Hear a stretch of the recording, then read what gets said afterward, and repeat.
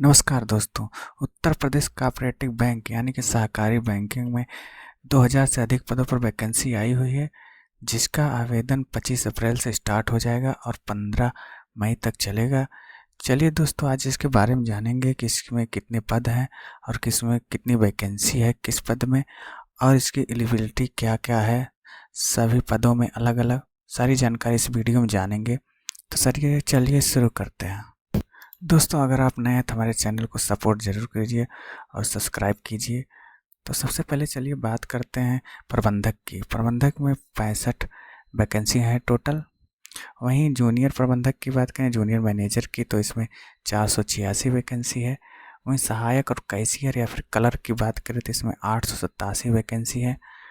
वहीं अगर आप सहायक प्रबंधक यानी कि मैनेजर के पद पर अप्लाई करते हैं कंप्यूटर से तो इसमें 10 वैकेंसी हैं।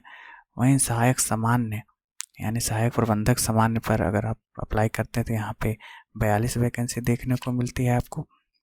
वहीं सहायक कैशियर पर आप देख सकते हैं 66 वैकेंसी है।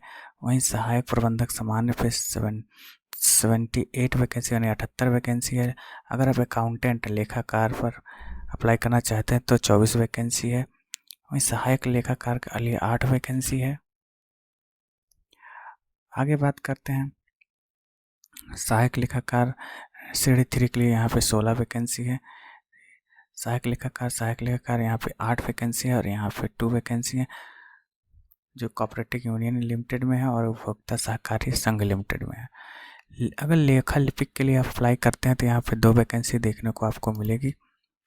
वहीं आगे बात करते हैं सहायक असुलिपिक पर अगर आप आवेदन करते हैं तो 4 वैकेंसी है। सहायक असुलिपिक कोऑपरेटिव बैंक लिमिटेड में करते हैं यहाँ 14 वैकेंसी देखने को मिलेगी। वहीं कनिष्ठ सहायक राज्य निर्माण सहकारी या फिर राज्य निर्माण श्रम विकास सहकारी में आवेदन करते हैं तो यहाँ पे 12 और 16 पोस्ट दिखाई देंगे। वहीं कनिष्ठ सहायक कोऑपरेटिव बैंक में करते हैं 17 पोस्ट हैं। सहायक टंडन पर 20 है। सहकारी बैंक में कोऑपरेटिव बैंक में 31 हैं। वहीं लिपिक टंडन के लिए अगर आप आवेदन करते हैं तो यहाँ पर 20 वैकेंसी देखने को मिलेगी। वहीं सहायक सिविल अभियंता के लिए आवेदन करते तो यहाँ पे 20 वैकेंसी आपको देखने को मिल रही है। इसके बाद दोस्तों बात करें अगर आप विद्युत सहायक में आवेदन करते हैं तो 2 पोस्ट देखने को मिलेगी। वहीं अगर आप सिविल और अभियंता पर श्रेणी 3 के पोस्ट पर अप्लाई करते हैं तो यहाँ पे 131 वैकेंसी देखने को मिलती है। वहीं सिविल और पर यहाँ पे राज्य निर्माण और श्रम विकास सहकारी संघ लिमिटेड में आवेदन करते हैं तो यहाँ पे 80 वैकेंसी देखने को मिलती है दोस्तों। चलिए दोस्तों, अब जानते हैं अलग अलग पोस्ट के लिए क्या क्या एलिजिबिलिटी है इसकी, अलग अलग ये पूरी जानकारी जानते हैं इस वीडियो में।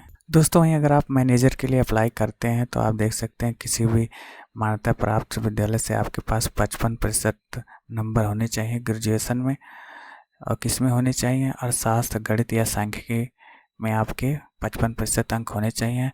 साथ में दोस्तों कंप्यूटर में O लेवल होना चाहिए या इससे अधिक का कोई योग्यता अगर आप रखते हैं तो इसमें आप अप्लाई कर सकते हैं।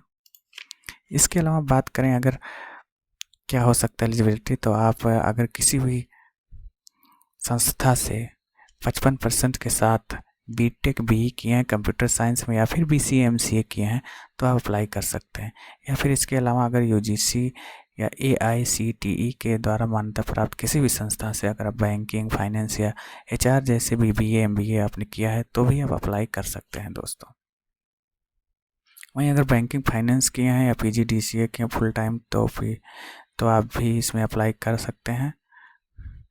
वहीं अब जूनियर मैनेजर की बात करें कनिष्ठ प्रबंधक तो इसमें भी सेम है, एलिजिबिलिटी कोई अंतर नहीं है इसमें दोस्तों।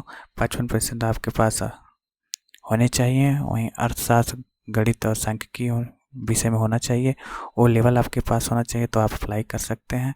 अगर ये नहीं है तो आपके पास फिर BCA MCA BTech होना चाहिए तो आप अप्लाई कर सकते हैं। इसमें 55% मांगा हुआ है। या फिर BBA MBA है तो भी आप अप्लाई कर सकते हैं दोस्तों। चलिए आगे बात करते हैं कि सहायक कैशियर में क्या एलिजिबिलिटी है। तो देख सकते हैं यहाँ पे आप में भारत में किसी संस्था से मान्यता प्राप्त विश्वविद्यालय से 55% अंक में स्नातक होना चाहिए आपका। और कंप्यूटर में न्यूनतम CCC आपके पास होना चाहिए, यानी CCC होना चाहिए। इसके ऊपर अगर आपके पास कोई भी कंप्यूटर की डिग्री है तो आप अप्लाई कर सकते हैं। वहीं बात करें दोस्तों सहायक प्रबंधक कंप्यूटर में, तो यहाँ आपके लिए किसी भी विश्वविद्यालय से 55% अंक के साथ आपके पास BE BTech होना चाहिए इलेक्ट्रॉनिक्स से एंड कम्युनिकेशन, या BCA MCA है तो अभी आप अप्लाई कर सकते हैं दोस्तों। आगे चलिए बात करते हैं, अगर आप सहायक प्रबंधक पर अप्लाई करते हैं तो यहाँ पे भी आपके पास 55% के साथ वाणिज्य अर्थशास्त्र या गणित में स्नातकोत्तर या इसके अलावा भी आपके पास CCC होना ज़रूरी है, तो आप अप्लाई कर सकते हैं। या फिर MBA है या PGDM है फुल टाइम तो भी अप्लाई कर सकते हैं आप। वहीं सहायक कैशियर श्रेणी 3 की बात करें तो यहाँ पे 55% के साथ आपका स्नातक होना चाहिए, साथ में आप नीलेट के द्वारा CCC का प्रमाण पत्र होना चाहिए, या इससे अधिक भी कोई कोर्स है तो आप अप्लाई कर सकते हैं दोस्तों। अब आगे बात करते हैं सहायक प्रबंधक सामान्य, तो यहाँ पे आप किसी भी मान्यता प्राप्त विद्यालय से BTech अगर कंप्यूटर साइंस में किए हैं BE BTech तो आप अप्लाई कर सकते हैं। साथ में अगर आपके पास अनुभव है तो यह आपके लिए और भी अच्छी अपॉर्चुनिटी है। वहीं MBA वालों की आपको वरीयता दिया जाएगा, अगर आपने MBA किया है तो आपको वरीयता मिलेगा दोस्तों। वहीं अकाउंटेंट यानी कि लेखाकार की बात करें तो आपको भी भारत में किसी भी विश्वविद्यालय से आपके पास अकाउंटेंट में स्नातक होना चाहिए या फिर स्नातक होना चाहिए। इसके अलावा दोस्तों आपके पास कंप्यूटर में O लेवल की डिग्री भी चाहिए, या इससे ऊपर की कोई डिग्री है तो आप अप्लाई कर सकते हैं। वहीं सहायक अगर अकाउंटेंट के लिए अप्लाई करते हैं तो आपके पास में 50% के साथ स्नातक की डिग्री होनी चाहिए।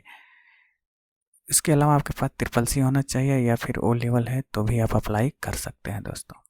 वहीं दोस्तों अगर आप लेखा लिपिक के लिए अप्लाई करते हैं तो आपके पास किसी भी मान्यता प्राप्त विश्वविद्यालय BCom में 50% अंक होने चाहिए, साथ में कंप्यूटर का ज्ञान होना चाहिए आपको। वहीं दोस्तों अगर आप सहायक असुलिपिक पे पद पर आवेदन करते हैं तो आपके पास किसी भी मान्यता प्राप्त से स्नातक, साथ में हिंदी एंड अंग्रेजी में आपके पास 80-30 एवं 80-40 शब्द प्रति मिनट की गति यानी टाइपिंग होनी चाहिए। इसके अलावा आपके पास CCC का मार्कशीट भी होना चाहिए, यानी डिग्री भी होनी चाहिए इसकी, या इससे ऊपर की है तभी अप्लाई कर सकते हैं। वहीं असुलिपिक श्रेणी 3 की बात करें, इसमें भी किसी भी संस्था से आपके पास स्नातक की डिग्री होनी चाहिए। हिंदी इंग्लिश में आपके पास असुलेखन यानी कि 80 तथा 80 शब्द प्रति मिनट आपके का मतलब स्पीड होना चाहिए टाइपिंग का। वहीं दोस्तों अगर आप कनिष्ठ सहायक के पद पर आवेदन करते हैं तो आपके पास किसी भी मान्यता प्राप्त संस्था से स्नातक की डिग्री होनी चाहिए। इसके अलावा हिंदी में 30 शब्द प्रति मिनट और अंग्रेजी में 40 शब्द प्रति मिनट की टाइपिंग आना अनिवार्य है। इसके अलावा आपके पास CCC होना चाहिए, या फिर इससे अधिक भी अगर आपके पास है तो भी आप अप्लाई कर सकते हैं, जैसे O लेवल हो गया, या फिर इससे बड़ी कोई कंप्यूटर की डिग्री है तो आप अप्लाई कर सकते हैं दोस्तों।